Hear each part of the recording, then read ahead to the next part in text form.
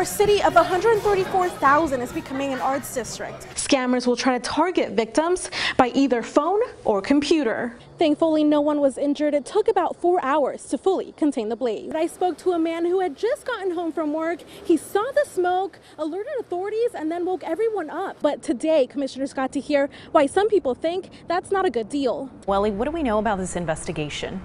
Leslie, Robert, this is still a very active investigation. Right now, we know that the FBI, ATF, and the state fire marshals are investigating together with other state and local agencies. And today, they're getting their first-hand look in and around the building. What are they so upset about tonight?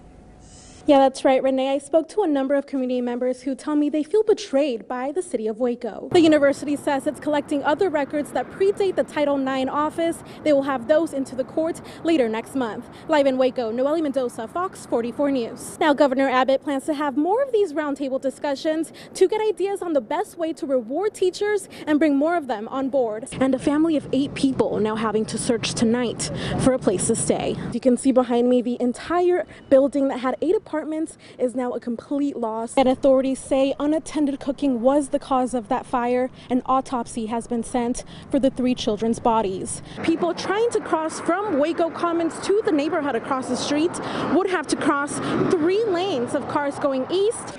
The day is intended to shift employee focus from being a television station that helps the community to making a personal commitment for that cause. But one page is dedicated to helping people here in Waco. Not only learning how to file tax returns, but doing it for the community for free. Thousands of people braving the heat today to experience one of Belton's oldest traditions, the 4th of July parade. Residents in 5 Central Texas counties now have the option to text their emergency to police. The holidays are over, which means it may be time to get rid of your Christmas tree before you ring somebody's doorbell or knock on somebody's door. That means Snyder's gonna run through Hewitt's 250 streets. That's roughly about 80 miles. I just made a new friend here at the Bell County Youth Fair, and you can meet him too. And whether you're Team Gryffindor or Team Slytherin, the fun extends past Harry Potter. The Bell County Comic-Con kicks off this weekend. The Back to School Backpack Project will kick off Saturday morning and continue Tuesday evening. I'll have that information on our website, centexproud.com. Live at Mission Waco's Children's Center, Nohely Mendoza, Fox 44 News. The FAA says Kissinger left Wiley Post Airport in the afternoon, but then diverted southeast and headed out into the Gulf of Mexico. Demolition is well underway on the 50-year-old Owen Lane water tower. To help both their causes, I'll have details on our website, centexproud.com. Our own Nohely Mendoza has more on the annual observance. Good morning, Nohely. Good morning, Chris and Lisa. The bill called the American Health Care Act would reduce the number of those insured. The attack is the first direct American assault on the Syrian government and President Trump's most dramatic military order since becoming president just over 2 months ago, but are not revealing any details. They do say he was inspired by Islamic extremism.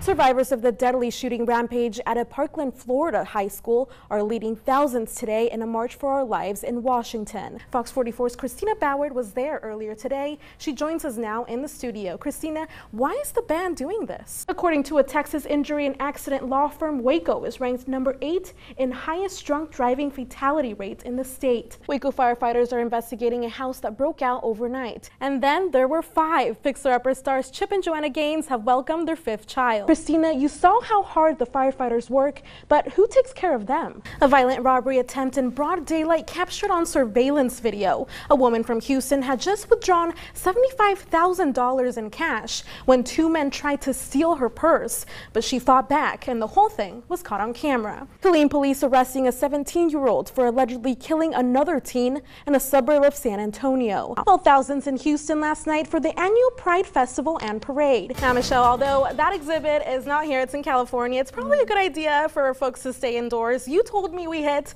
a feel-like temperature of 104. I know a lot of people might want to do some gardening here in Central Texas. Do you think it's a good idea? Mine die too all the time. Or maybe it's just me, I don't know. But we're plant killers. Go!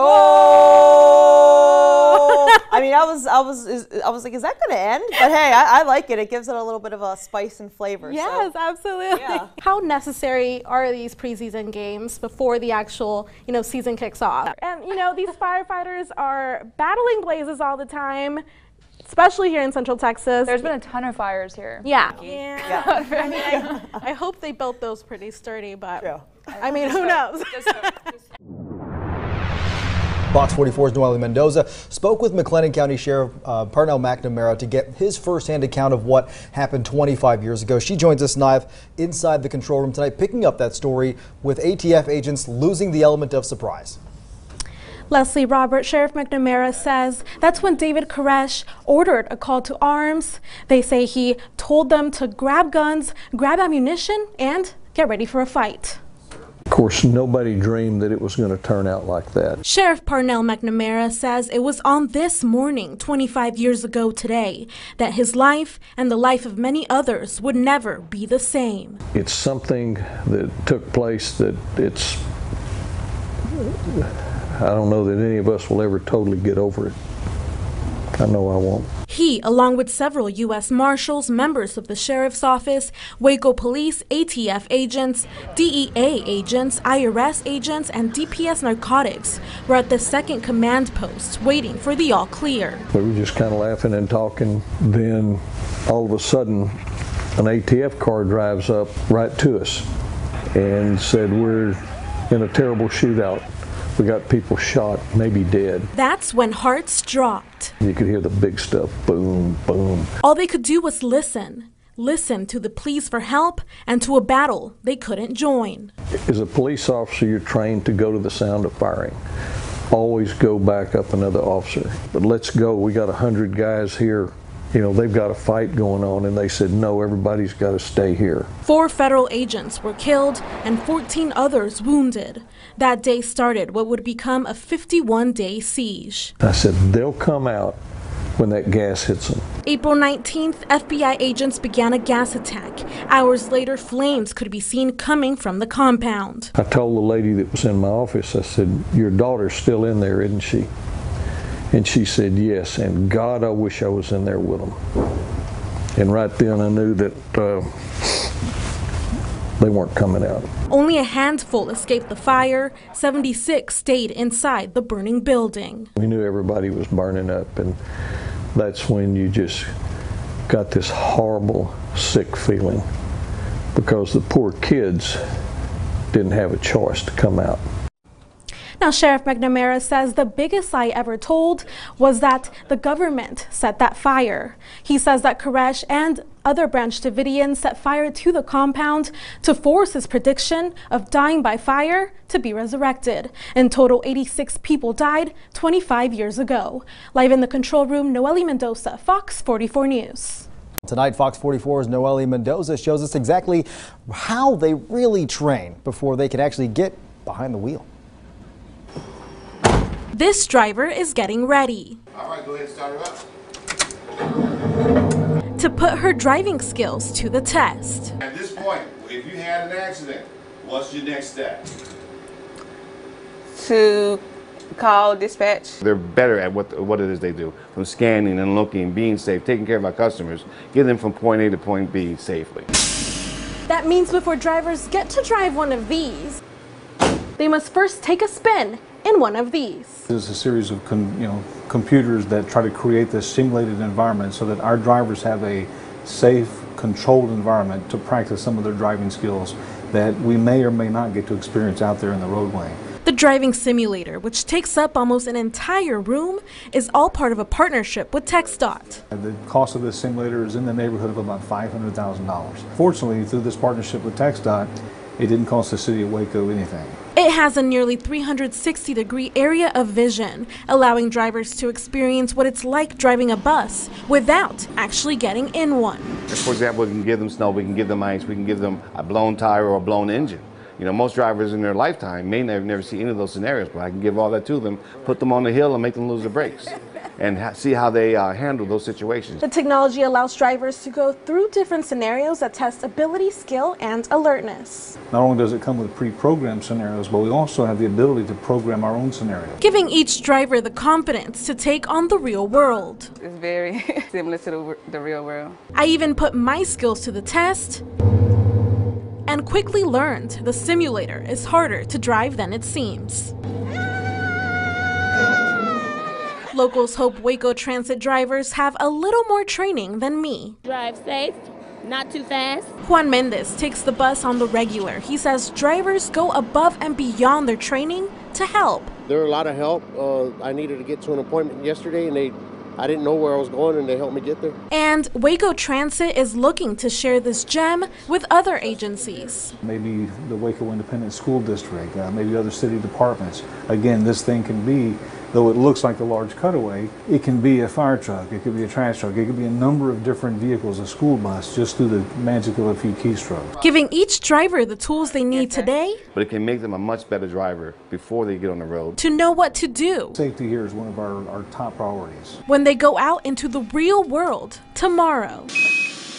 Nohely Mendoza, Fox 44 News. And the Waco Transit System says they're always looking to hire drivers that have a good driving record and a valid driver's license. You can find more information on our website, centexproud.com.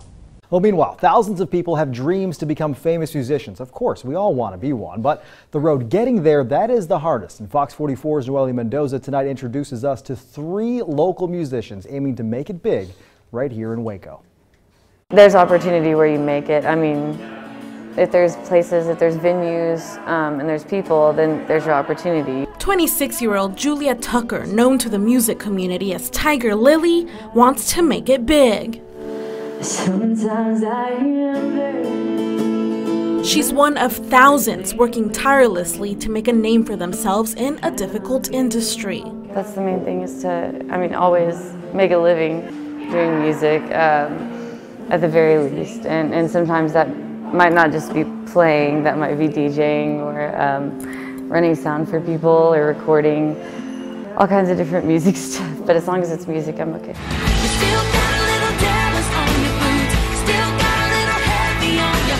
Holly Tucker is on her way to the top. I was shocked by the support that I got, especially from Waco. The 24-year-old made a name for herself after competing on The Voice. When the rain is blowing in your face,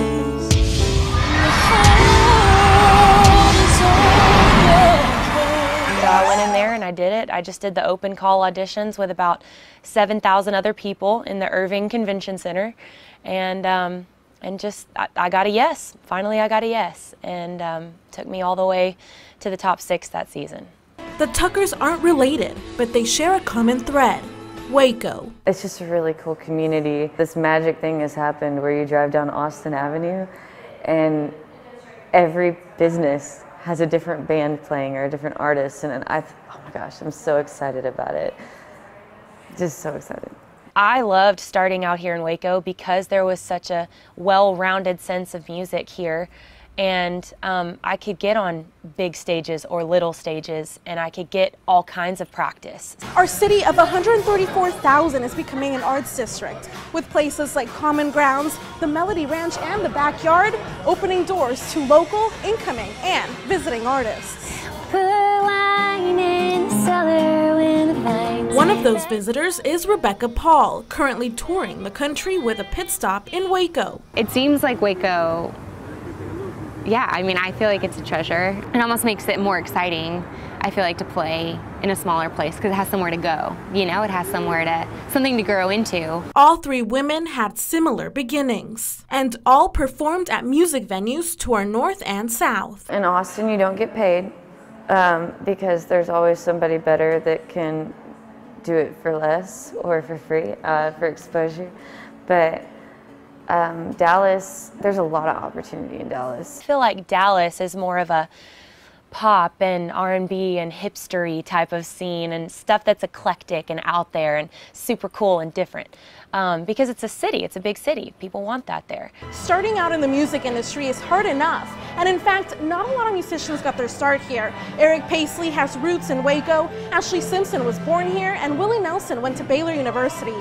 But none stayed to pursue their careers. I don't know if it's a stepping stone, but it's been good to me and a lot of people that I know. But whether it's just starting here or simply calling it home, you're in Texas. Waco is a pleasing oxymoron, big enough and small enough to have a place for all musicians. I love it, you know, like I feel like people are what make a place. More music friendly, like people are used to having music everywhere here. For me, Waco was a great place to start out, and people have been supporting me here ever since I started singing, so.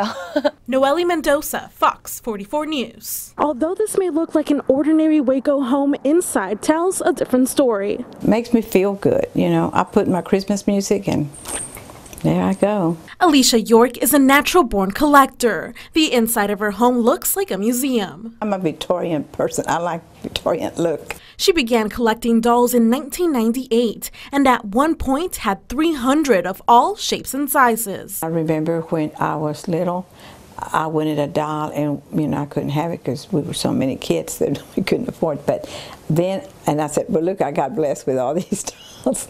And I have dolls in every room. Her dolls inspired another collection. 8, 9, 10, 11. And a 17-year-old tradition. This is my favorite one because I started with my dolls. Alicia now has 11 Christmas trees, each with a different theme. Any different things, so I decided to kind of make each a tree. At one point, she had 21 trees, but that all changed after her husband, Hugh, passed away from cancer on June 14, 2015. When my husband passed away, I just didn't have the desire. I didn't think I was going to do this anymore. She sold some of her decorations, trees, and even her dolls. Nothing made me happy. Everything was just sad. Now, after 2 years of not decorating her trees, this year she did it in memory of her late husband. I think I'm ready now to start doing this. Alicia says, like previous years, she'll be inviting her neighbors to visit the decorations, trees, and dolls. And just enjoy, you know, being friendly with each other. That's what it's all about. Alicia says, although she loves the decorations and the trees, it's bringing together the community that she loves the most. In Waco, Nohely Mendoza, Fox 44 News.